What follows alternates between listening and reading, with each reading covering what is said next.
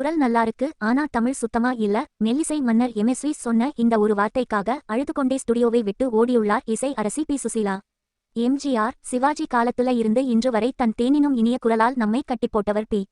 சுசீலா. 12க்கும் மேற்பட்ட மொழிகள்ல 40,000க்கும் அதிகமான பாடல்களை பாடி கின்னஸ் சாதனை படைத்த இந்த இசை ஜாம்பவானுக்கு ஆரம்பகாலத்துல தமிழ் உச்சரிப்பு பெரிய சவாலா இருந்திருக்கு.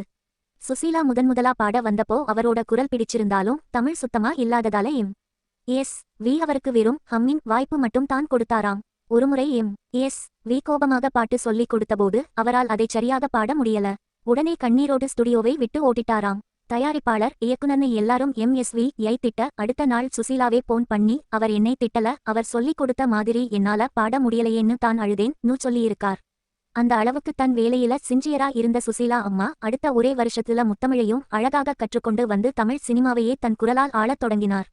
இந்த தகவல் உங்களுக்கு பிடிச்சிருந்தா லைக் பண்ணிட்டு சுசீலா அம்மாவோட உங்களுக்கு பிடிச்ச பாடலை கமெண்ட்ல சொல்லுங்க.